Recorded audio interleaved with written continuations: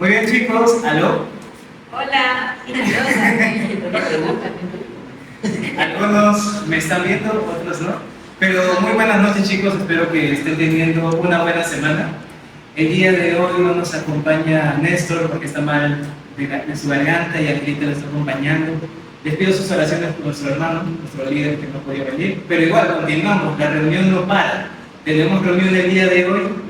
Hoy día vamos a continuar con la serie y vamos a recordar un poco lo que estuvimos viendo la semana pasada.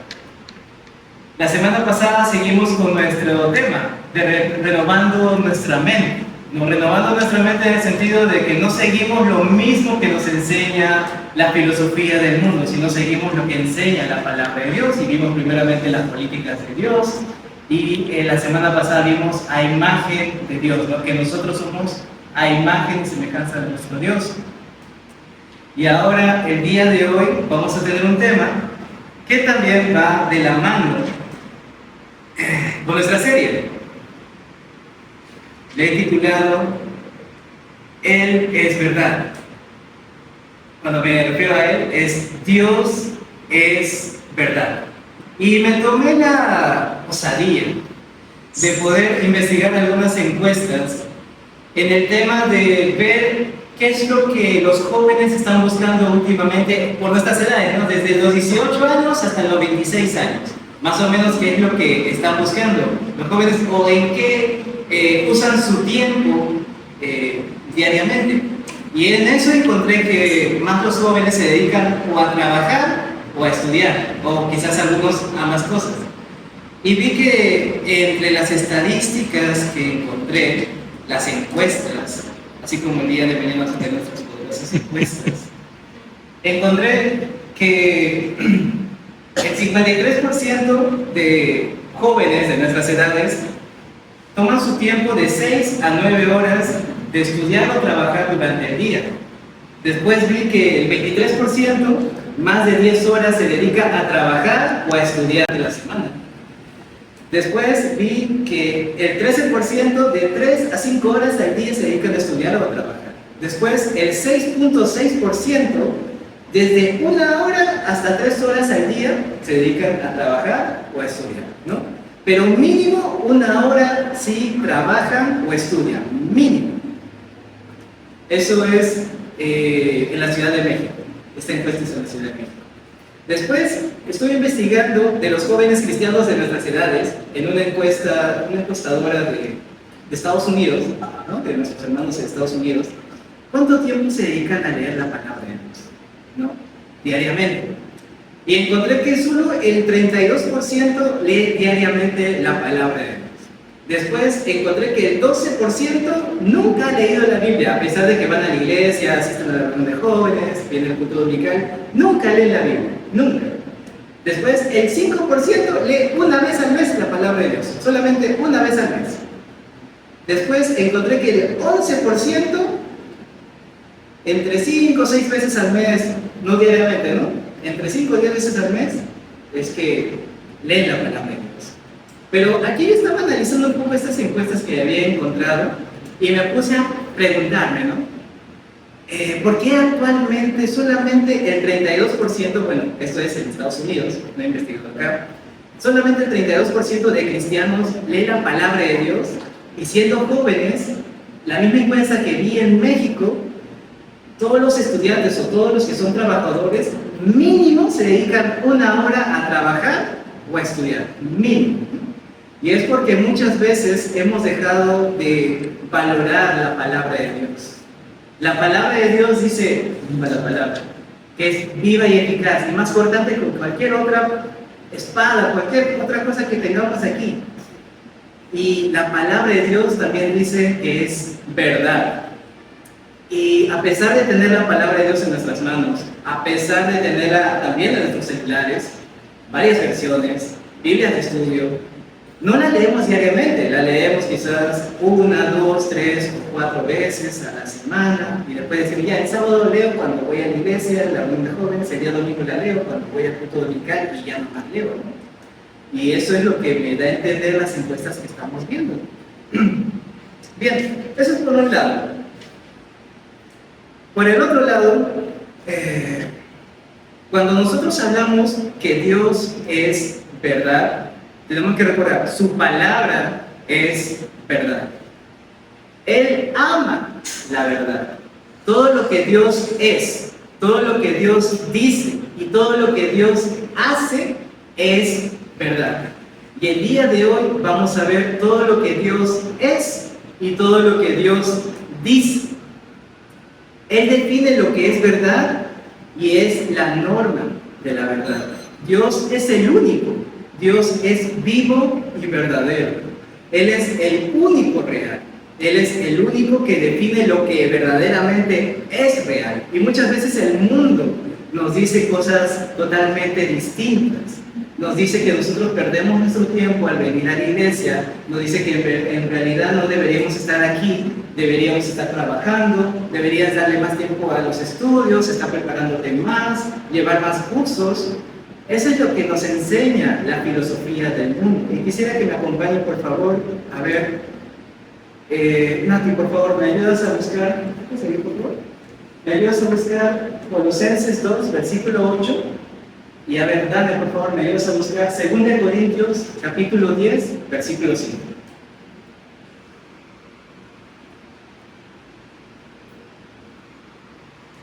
Colosenses, capítulo 2, versículo 8.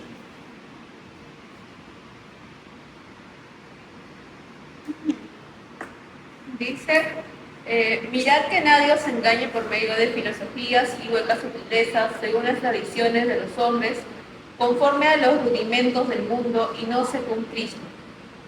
Amén. Aquí dice el apóstol Pablo, ¿no? Hermanos, tengan cuidado, porque van a encontrar filosofías en su estudio, en su universidad. Van a encontrar filosofías en el instituto. Van a encontrar filosofías del mundo, en su trabajo, que muchas veces se van a rozar con lo que enseña la palabra de Dios. Y ustedes tienen que permanecer firmes en lo que enseña la palabra de Dios. ¿Qué dice el siguiente pasaje, 2 Corintios? 2 Corintios 10:5. Derribando argumentos y toda altivez que se levanta contra el conocimiento de Dios, y llevando cautivo todo pensamiento a la obediencia a Cristo. Amén. Cada vez que venga una falsa filosofía a nuestra cabeza, que nos digan, ¿no? ¿Para qué vas a la iglesia? ¿Para qué haces esto? ¿Para qué sirves en la iglesia? ¿Para qué eres un buen cristiano? ¿Por qué no plagias en un examen?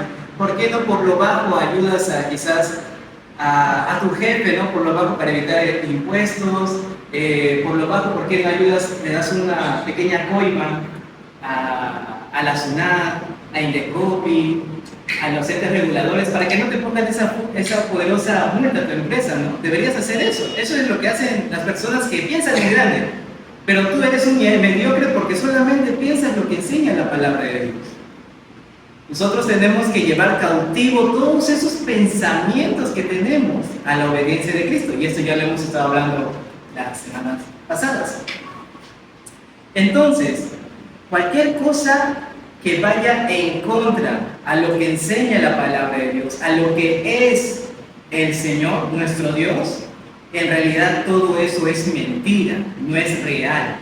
Tenemos una verdad completa en su palabra. Las personas, este sistema del mundo, las filosofías del mundo nos pueden decir muchas cosas, pero si nosotros no la buscamos lo que enseña la palabra de Dios, no vamos a poder encontrar una verdadera firmeza ante estas situaciones. Entonces, vamos a empezar con la primera parte, el primer punto, que es Dios es verdad en lo que es.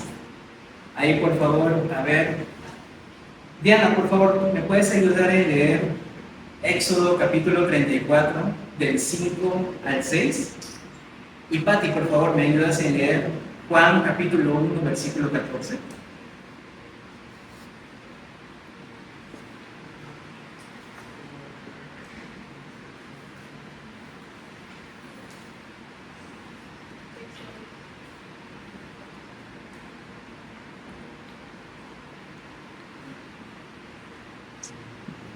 Éxodo capítulo 34, del 5 al 6. ¿Lo tienes? ¿Qué dice? Y Jehová descendió a la nube y estuvo ahí con él. Llamando al pueblo, contemplando Jehová, por delante de él, Jehová, Jehová, fuerte misericordioso y piadoso, tardador con la ira y grande en misericordia y verdad. Amén. Voy a volver a leer el último pasaje que dice: y pasando Jehová por delante de él, proclamó: Jehová, Jehová, fuerte, misericordioso y piadoso, tardo para la ira y grande en misericordia y en verdad. Estas son las palabras que Moisés estaba diciendo delante de Dios cuando Dios le estaba dando las dos tablas, los mandamientos, para darle al pueblo de Israel. Y aquí se ve que él exalta dos atributos de Dios: su gran misericordia y su gran verdad. La verdad de Dios no es pequeña, la verdad de Dios es abundante. En esta gran verdad es donde nosotros tenemos que reposar. En esta gran verdad es donde nosotros tenemos que confiar. Dios nunca te va a engañar. Dios nunca te va a decir una mentira. Todo lo que el Señor dice en su palabra se va a cumplir. Todo lo que el Señor te ha prometido en su palabra, Él la va a cumplir. Lo que Dios dice que es correcto, es confiable, hasta cuando eso dependa de tu vida. A ese punto es que nosotros tenemos que confiar en la palabra de Dios. Su palabra es correcta y uno puede confiar en ella, porque en ella no vamos a encontrar falla, no vamos a encontrar imperfección. Su palabra es totalmente perfecta y abundante. Ahora vamos a leer Juan capítulo 1 versículo 14. ¿Qué dice?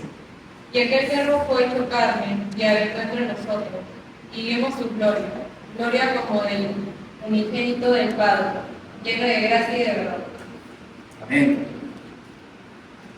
Aquí vemos que nos dice, ¿no? Aquel verbo fue hecho carne y habitó entre nosotros. Y vimos su gloria, gloria como el unigénito del Padre, lleno de gracia y de verdad. Dios vino aquí en la tierra, Dios hombre, en su naturaleza completa de hombre y en su naturaleza completa divina. Completamente Dios y completamente hombre vino aquí en la tierra. Y Él es el unigénito, Él es único, dice la palabra de Dios. Y después nos dice, Él es lleno de gracia y lleno de verdad. Entonces tenemos que es un Dios abundantemente de verdad y es un Dios totalmente lleno de verdad. En Él no vamos a encontrar ninguna equivocación, en Él no vamos a encontrar ninguna falla.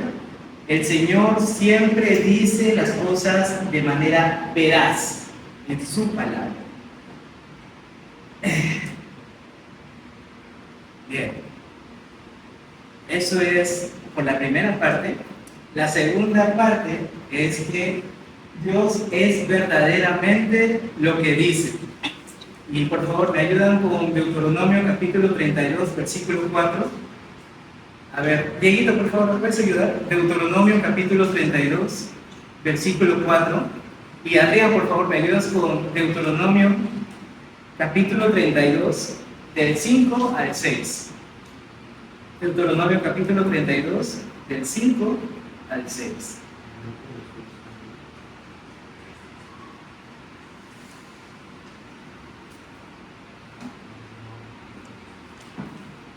Deuteronomio 32, 4, ¿no?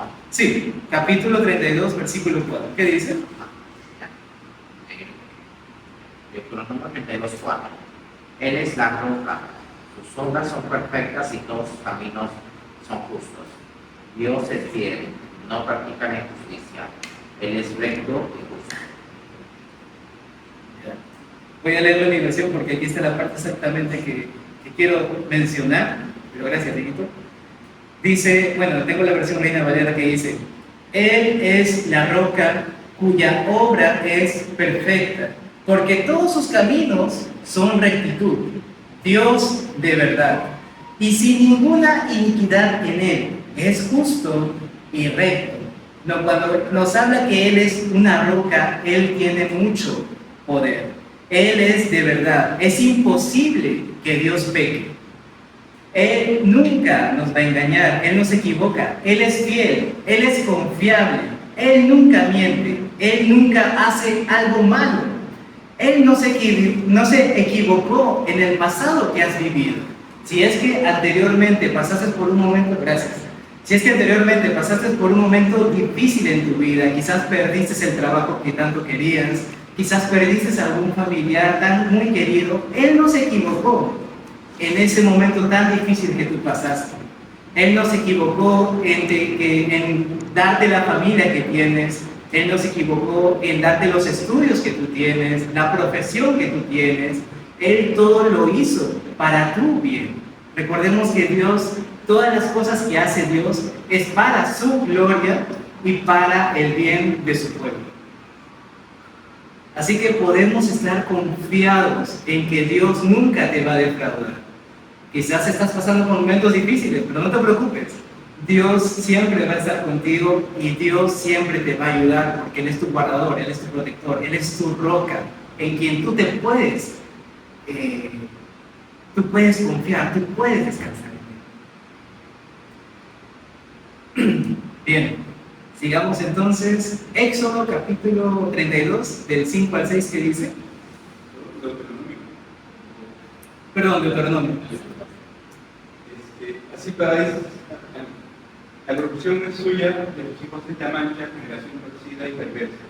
Así paráis a Jehová, pueblo loco e ignorante, no es él tu padre que te creó, él te hizo lo que te estableció. Triste, ¿no? Recordemos lo que pasó en estos momentos. Aquí este pasaje es un cántico de Moisés que le hace al pueblo de Israel. Y recordemos que el pueblo de Israel fue muchas veces infiel con Dios. A pesar de que Dios fue fiel, fue confiable, fue totalmente verdadero delante de ellos, nunca lo decepcionó. Él siempre estuvo ahí para ellos, Él siempre cumplió con su pacto, cumplió con su palabra. El pueblo de Israel siempre lo defraudó a Dios, siempre lo engañó con falsos dioses, ¿no? Y es por eso que aquí dice: así pagáis a Jehová, pueblo loco e ignorante. La gran misericordia que ha tenido Dios con este pueblo. Dios les ha ayudado de una manera increíble. Abrió el mar rojo en dos para que ellos puedan cruzar y el faraón no los atrape y no los mate.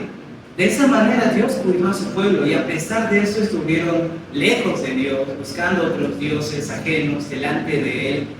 Y ven esta actitud que no es nada agradecida, ¿no? Ellos son faltos de agradecimiento. Y muchas veces nosotros también tenemos las mismas actitudes que el pueblo de Israel. No te digo que tú tienes ahí tu estampita de la Virgencita de San Judas Tadeo ahí que siempre le ora. No digo eso porque claramente no lo hacemos nosotros, que somos cristianos evangélicos. Pero lo que sí muchas veces ponemos por encima de Dios, el trabajo, los estudios, cualquier otra persona. Vivimos para el trabajo, vivimos para los estudios, vivimos para cualquier otra persona quizás, para nuestro jefe, quizás para nuestra familia únicamente vivimos. Y la verdad que nosotros, nuestra vida está inclinada a vivir para Dios. No hay otra cosa más. Yo tengo que entregarle por completo mi vida a Dios. Así como el pueblo de Israel también tuvo que entregarle su vida a Dios y estuvo alejado de Dios muchas veces, nosotros también muchas veces hemos pasado por lo mismo o estamos pasando por lo mismo estando alejados de Dios, no dándole la prioridad a Él, ¿no? Y a veces cuando estaba meditando en este pasaje me ponía a pensar un poco lo que va a pasar el día de mañana. Mañana es el día del Señor. Mañana tenemos reunión a las 5 de la tarde en punto.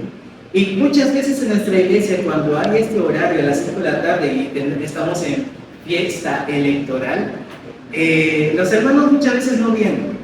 Muchas veces ya quizás por la flojera, quizás por muchas cosas que puedan poner siempre como excusa, que a veces pues, se puede tener como que a veces que no. Pero ponemos excusas muchas veces en este tiempo. Y es aquí cuando verdaderamente tenemos que ser mucho más fieles a Dios. Cuando a veces quizás te está ganando quizás la flojera, cuando te esté ganando quizás, ay no, qué flojera, ¿cómo voy a ir hasta allá? Quizás ya estabas a punto de trabajar, a las 5 de la tarde ibas a empezar a trabajar, quizás ibas a empezar a hacer algunos planes con tus amigos en la tarde, a ver el flash electoral en familia o con tus amigos, planeando hacer esta pequeña reunión. Pero hermano, recuerda, tenemos iglesia a las 5 de la tarde. Es por eso que el día de mañana tenemos que estar aquí a las 5 de la tarde y estar compartiendo en comunión con nuestros hermanos, celebrando el día del Señor juntos. No menospreciemos eso. No quiere decir que porque cambiemos el horario de la mañana a la tarde, no quiere decir que no, ya no voy porque ya no es en la mañana. No, hermanos, tenemos que venir a las 5 de la tarde, a la reunión dominical, al culto dominical, donde vamos a escuchar la voz con la palabra de Dios y vamos a conocer mucho más a Dios.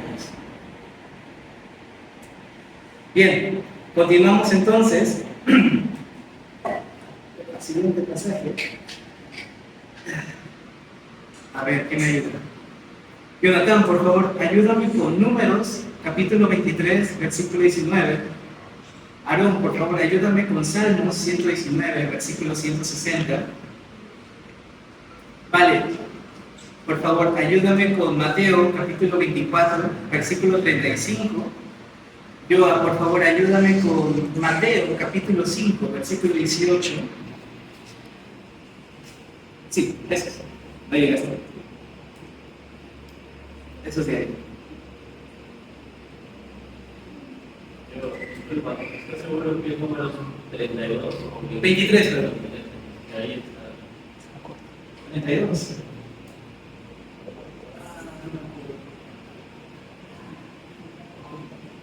Pero 23 es... 23. 23 es. Dios no es hombre para que mienta, hijo de hombre para que se arrepienta. ¿Sí? ¿Ese es? Ya es hecho. De ahí me equivoqué.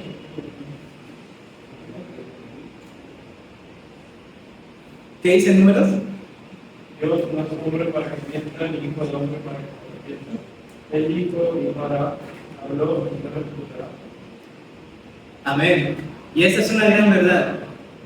Dios no es hombre para que mienta, ni hijo de hombre para que se arrepienta. Todo lo que Dios ha dicho en su palabra lo va a cumplir.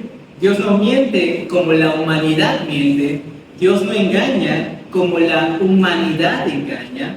Dios no peca como la humanidad peca, porque Él es 3 veces santo. Tenemos esta gran verdad de parte del Señor. Salmos 119, versículo 160, ¿qué dice? Dice, la suma de tus palabras es la verdad. Tus rectos juicios permanecen para siempre. Amén. Dice que la suma de toda su palabra es la verdad. Y tú tienes la verdad en tus manos. Tú tienes la verdad en tu celular, en el aplicativo de la Biblia. Pero ahí tienes la verdad en tus manos. Y a esa verdad tú tienes que amarla. Tú tienes que meditar en ella para que la filosofía de este mundo no te atrape, no te engatuse, no te llame. Porque muchas veces van a haber momentos en donde tú vas a decir, pero la amiga que tengo en el trabajo no será cristiana, pero es bien simpática. Quizás puede entrar y puede evangelizar y le traiga a la iglesia y quizás se convierta, ¿no? Pero la palabra de Dios dice, ¿no? Que no unís en yugo desigual. No debes unirte en yugo desigual. La palabra del Señor dice que tengo que honrar a mis padres. Y en ningún momento dice la palabra que no, si son buenos padres, ahí honralos. Si son malos, no los honres. No dice eso. Honrarás a tus padres, dice. Y serás de larga vida. Eso es lo que enseña la palabra de Dios. No te dice, si es que son buenos contigo tus padres, honralos. Pero si son malos, no los honres. Eso es lo que no enseña la palabra. Entonces, sí o sí, tengo que honrar a mis padres. Sí o sí, tengo que decirle no al yugo desigual. Sí o sí, tengo que obedecer lo que me enseña la palabra de Dios. Y de la misma manera, tengo que amar a mi prójimo. Tengo que amar a Dios sobre todas las cosas. Eso es lo que me enseña su palabra. Mateo 24, versículo 35, ¿qué dice? El cielo y la tierra pasarán, pero mis palabras no pasarán. Amén. Mateo 5, 18. Porque del cielo te domingo y hasta que pase el cielo y la tierra, y una sola ni una piedra pasará de la ley, hasta que La verdad de Dios es eterna. Dios es inmutable, Él no cambia, su verdad no cambia. Y es por eso que su palabra, a pesar de que cambien las cosas, a pesar de que tengamos un gobierno, otro gobierno, a pesar de que haya guerra mundial y muchas cosas más, su palabra no cambia y permanece siempre igual, porque es perfecta. Nada de la palabra de Dios, ni una jota, ni una tilde, ni una pequeña palabra hebrea, griega, de ella se puede modificar porque es perfecta en ella misma. Esa es la palabra que tienes. Esa es la palabra de Dios que tenemos.